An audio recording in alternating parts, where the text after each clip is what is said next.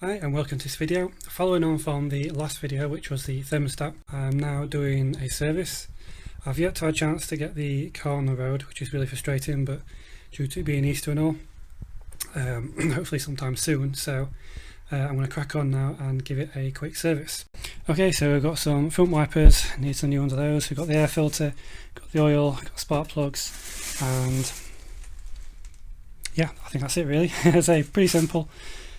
So yeah, let's make a start. Okay, so first of all, like all Haynes manual guide, make sure the battery is disconnected. So once that's done, which mine already is, then jack up the car, which I've done, and then we can proceed to drop the oil first.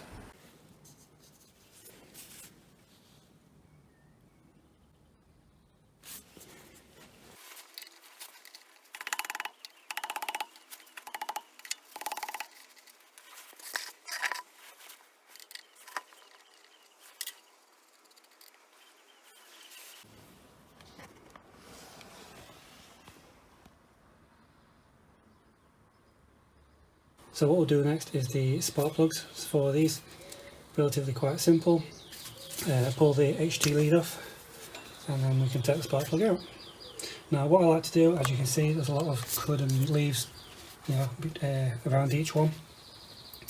Once the HT lead is off, just get a vac and try to hoover some of this dirt out, because we do not want to get this dirt inside the chamber.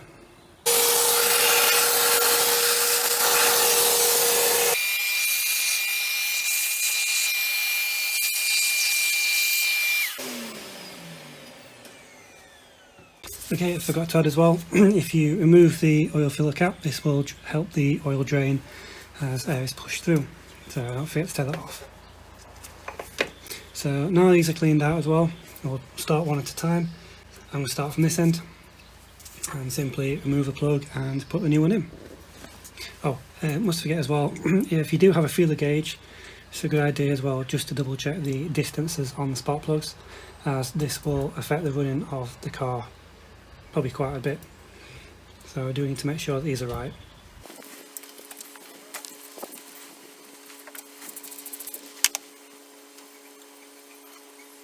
Okay, so I'm just going to do this again because I just checked the footage and this one didn't record, so I'll just repeat over this third one. I'm just going to do it once because you don't need to see me do now 3.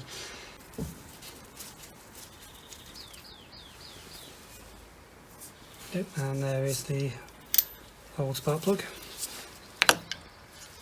Now, as I was saying that when this didn't record, if you've got a feeler gauge, this makes it a lot easier, because even though these things should come preset, they're never right, and if these are slightly off, then they can alter the timing and running of your engine basically. Now for 1.1, 1.3 engine like this, the gap should be 0.8, which is like that, you can see. So this gap, check the old one, is slightly over. That's a bit too free, that. But say that is the old one. So if I grab a new one, I say these are meant to be preset. So we'll just try that. Yeah, you see that's too tight, that won't go in. So if that was to go straight in, that would probably alter the efficiency of running of the engine. So to make this fit, we just have to try and prise it open a little bit and just get it so this will fit in.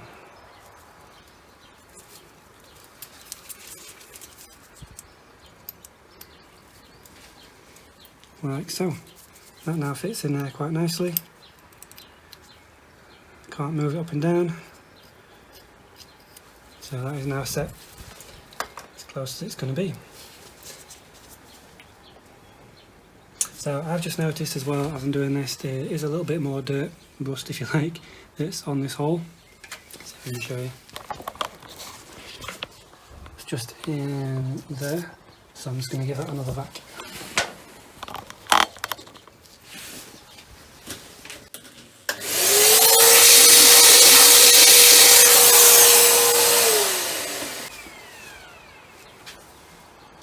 And now the new spark plug can go in. So what I will do is, so I'm not putting this in all the way yet, I will do the other two. I'll find out the torque spec and I'll put it on screen for you to see what it is. So I'll bring you back when I've done the other two. Okay, so these have now all been torqued up, so I just need to put the HT leads back on. Click, click, click, and click. So that's those done. Next is the air filter. Okay, I have this one relatively straightforward. That one, click, click, click. Oh, the clips are off. Then you have 3 screws on the top, just need undoing with a screwdriver. And there's 3. Now, if you need to take the airbox off, this will now lift up, completely. We don't need to do that, so we're just going to take the lid off, like so. Smells like fuel. And there is the old filter. Not that bad, to be fair, but then again I've only done something like 500 mile since it was last done, so worth changing anyway. Okay, there is the brand new one. Just sits round like so, and then the lid just goes on the back. And it clips back on. And now we just need to realign up the screws, which can be a little tricky.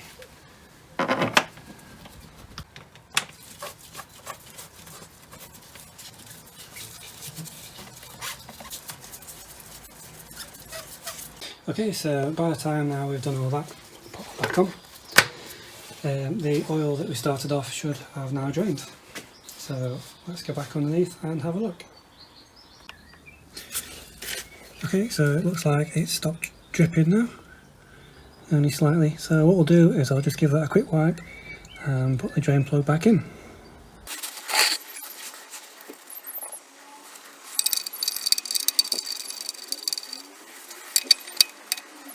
Okay, so that's lovely and black, the oil that's in there. But what we'll do is not take it out yet, push it further back, because right at the back, right up there, can't see, but right at the back of the engine is the oil filter, which is next, which is always usually messy. If you have got one of these, it will help you greatly because there's not a lot of area to work with. So it's a case of getting under the car and reaching up, which when there's a load of coolant on the floor is lovely. So if you just look behind the sump pan, it's right there. So I'm not going to leave the phone there because I want to get covered in oil. I just found a leak on the drive shaft, which is annoying because I really don't want to have to do another one of those. The last one was an absolute pain to do and was an annoying job. But I pretend I didn't see that.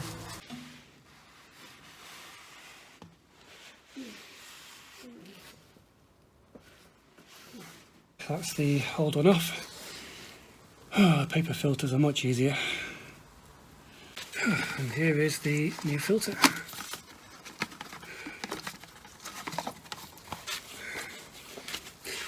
Now, if you've seen any of my other videos, I normally say when the filter goes on, it's best to put some oil inside. Now, obviously with this going sideways, we can't fill this up because the oil will just fall out. So the only thing we can do is put oil around the edge, which should stop it from seizing, although judging from that it never works. And then hopefully when we turn the ignition on it should pump the oil in there automatically. So I'm just going to give it a quick clean up around there because we can see bits of oil dropping off. Then we'll put some new oil around there.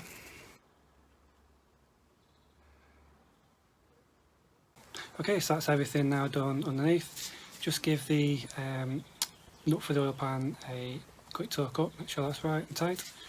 And yeah, everything is all done under there. As I say, the oil filter is just hand tight, so no worries with that one.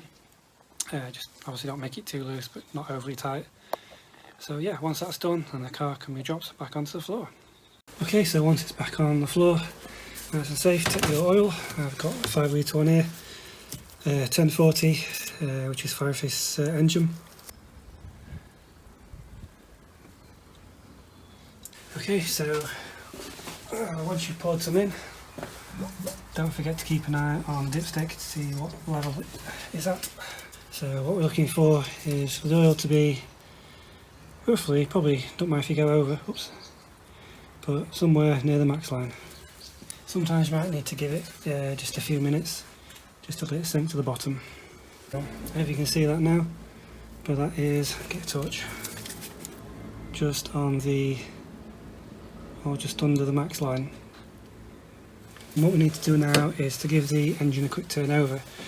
Now this will also push the oil into the oil filter that we just changed, and that line will now drop because obviously it's been pushed around the engine.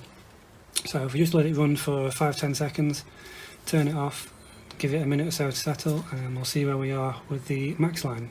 And don't forget to reconnect the battery.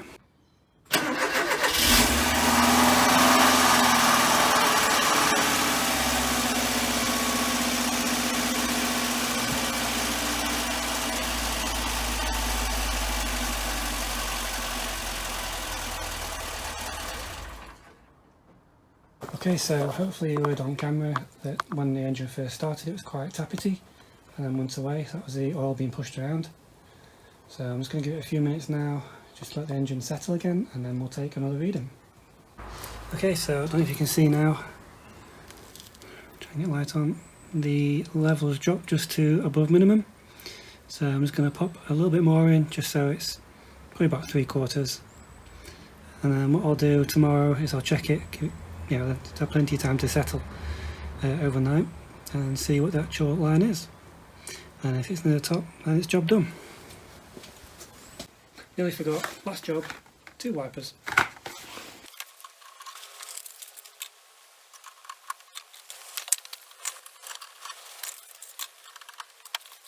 Okay, so there we go. I hope this video has been of some use. I know it's not been the best, but it gives you a quick idea on how easy this is to service. So if you're doing yours, then I say it's just something to watch as a bit of guidance, but not really as a guide. So yeah, I know I've got the Focus to do sometime soon, and that's not going to be as easy, but I may do a video on that if I can do it at the same time, because it's rather tricky to get to the oil filter, which I say I will explain if I end up doing that video. But I say this one's nice and simple. It just take a bit of time. It's took me roughly about an hour, just over an hour. So yeah, unfortunately I say I can't go out and drive it at the moment, but hopefully that'll be sometime soon, because I say, like I said in the last video, got a few things to check. Rather annoyingly, I found that leak, so that may be something at some point to do. Not looking forward to that, but yeah, sold cars for you. So yeah, anyway, that's me rabbiting on. As I will check the oil tomorrow, make sure it's of the right level, and yeah, that's pretty much it. So yeah, I was going to leave it there. It's just a nice and quick one. Hopefully I can get the car out soon. If there's any more further issues, then I'll let you know. I may do a quick video of me driving it once it's out. It'd be nice to touch its legs after I've done all this work on it. So yeah, I'll leave it there, and I'll see you in the next one.